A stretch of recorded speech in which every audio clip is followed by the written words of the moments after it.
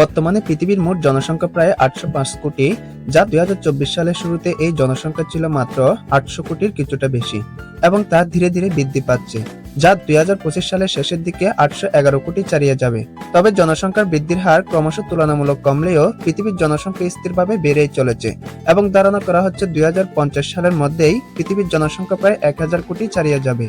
এই পৃথিবীতে মোট 195টিরও অধিক দেশ রয়েছে।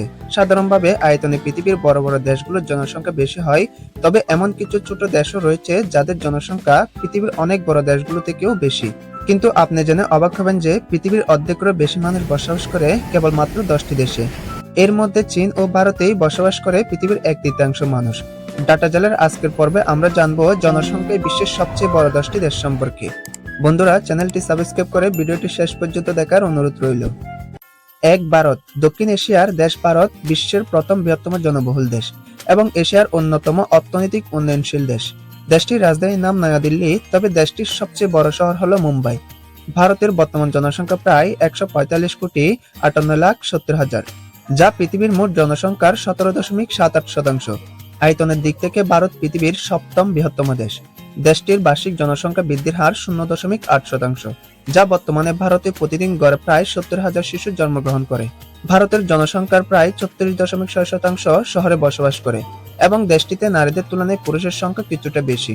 ভারতের প্রতি বর্গ কিলোমিটারে 488 জন জনসংখ্যা বসবাস করে। জনসংখ্যার আয়ুষ্কাল 72.03 বছর এবং শিক্ষার হার 77%।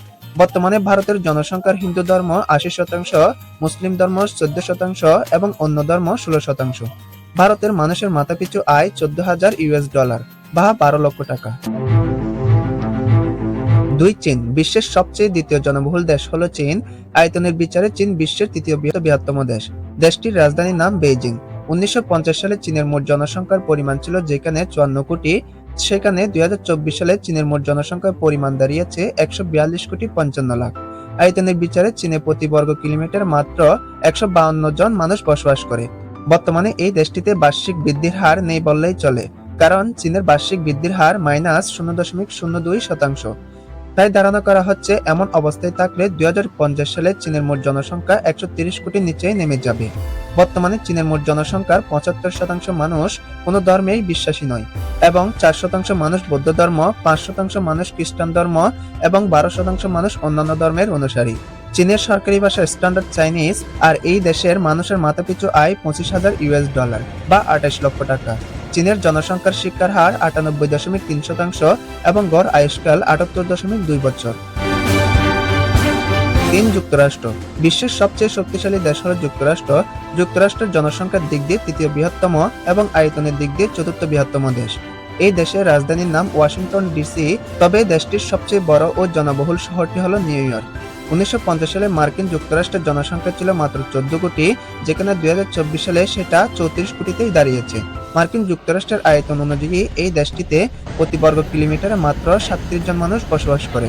যুক্তরাষ্ট্রে প্রতিদিন গড়ে প্রায় 10,800 শিশু জন্মগ্রহণ করে, যা প্রতি বছরে প্রায় 39 লাখ জন্মের সমান। দেশটিতে মোট জনসংখ্যার 63% মানুষ খ্রিস্টান ধর্মের অনুসারী। এই দেশের মানুষের মাথাপিছু আয় $85,000 বা প্রায় 1 কোটির সমান।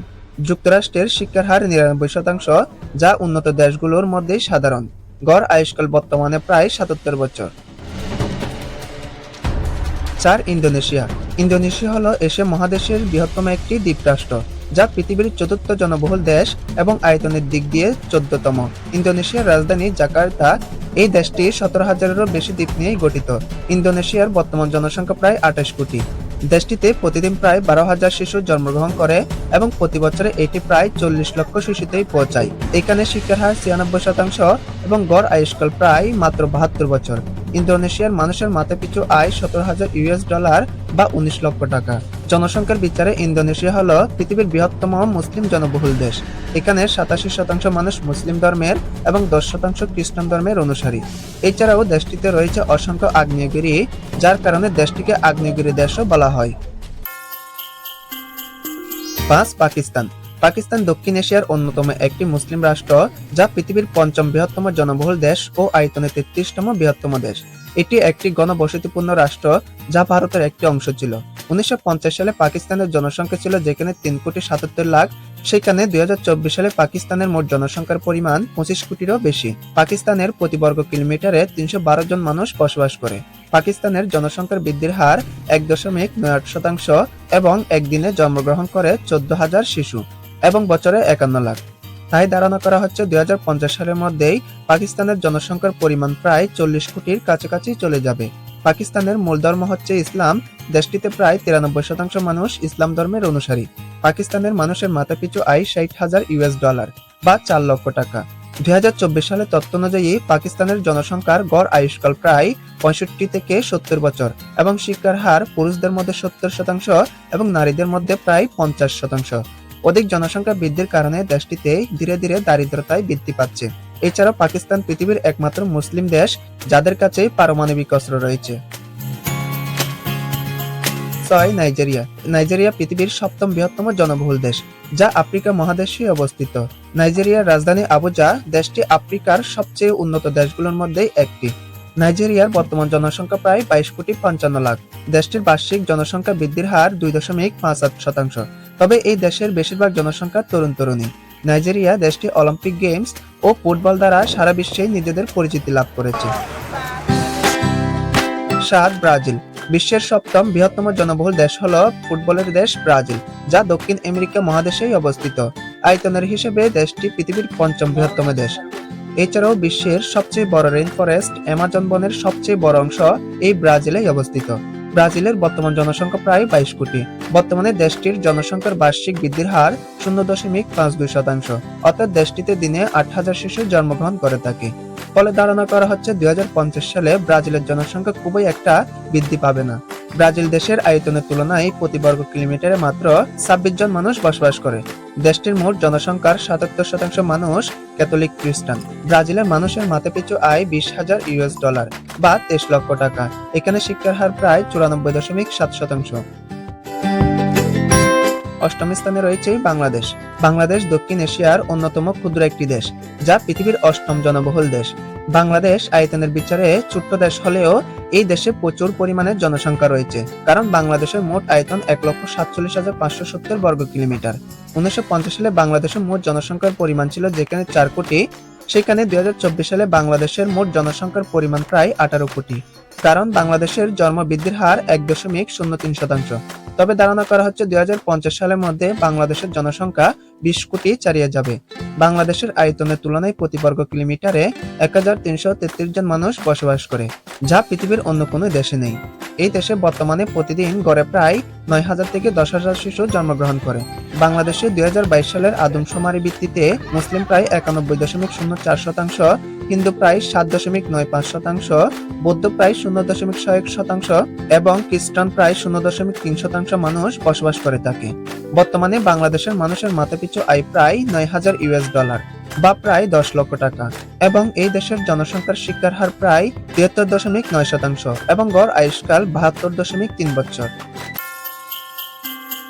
9. রাশিয়া। রাশিয়া আয়তনে বিশ্বের সর্ববৃহত্তম দেশ হলেও জনসংখ্যার দিক দিয়ে রাশিয়া পৃথিবীর 9ম বৃহত্তম দেশ। বিশাল এই দেশটি এশিয়া ও ইউরোপ উভয় মহাদেশেই অবস্থিত। রাশিয়া পৃথিবীর সবচেয়ে বড় দেশ হলেও এই দেশের জনসংখ্যা খুবই সীমিত। রাশিয়ার মোট জনসংখ্যার পরিমাণ 14,50,00,000, যা রাশিয়ার মোট আয়তনের তুলনায় প্রতি বর্গ কিলোমিটারে মাত্র 9 জন মানুষ বসবাস করে। এছাড়া রাশিয়ার দেশটির বার্ষিক জনসংখ্যা বৃদ্ধির হার -0.5%, অর্থাৎ বর্তমানে রাশিয়ায় প্রতিদিন গড়ে প্রায় 3,471 জন শিশু জন্মগ্রহণ করে এবং 5,090 জন মানুষের মৃত্যু ঘটে। ফলে নিম্ন জনসংখ্যা বৃদ্ধির কারণেই রাশিয়ার অনেক অঞ্চল ধীরে ধীরে জনশূন্য হয়ে যাচ্ছে। বর্তমানে রাশিয়ার প্রায় 47% মানুষ খ্রিস্টান ধর্মের অনুসারী। এই দেশের জনগণের বার্ষিক মাথাপিছু আয় প্রায় $38,000 বা 43 লক্ষ টাকা, যেখানে প্রাপ্তবয়স্ক জনসংখ্যার 99.72% ব্যক্তি পড়তে ও লিখতে সক্ষম। জনবহুল দেশের তালিকায় 10-এ আছে আফ্রিকার দেশ ইথিওপিয়া। 13,20,60,000 জনসংখ্যার দেশটির আয়তন 11 লাখ বর্গ কিলোমিটার। দেশটির জনসংখ্যার একটি বড় অংশই চরম দরিদ্র। ইউএনডিপির রিপোর্ট অনুসারে চরম দরিদ্র মানুষ বসবাসের দিক থেকে বিশ্বের 3য় অবস্থানে আছে ইথিওপিয়া। এখানকার 8,60,00,000 মানুষ চরম দরিদ্রের মধ্যেই বসবাস করে। বিশ্বের এই 10টি দেশের জনসংখ্যা শুধু তাদের শক্তি নয়, বরং চ্যালেঞ্জেরও কারণ। জনসংখ্যার সঠিক ব্যবস্থাপনা উন্নতির চাবিকাঠি হতে পারে। ভিডিওটি ভালো লাগলে লাইক, শেয়ার এবং সাবস্ক্রাইব করতেই ভুলবেন না। ধন্যবাদ ভিডিওটি শেষ পর্যন্ত দেখার জন্য।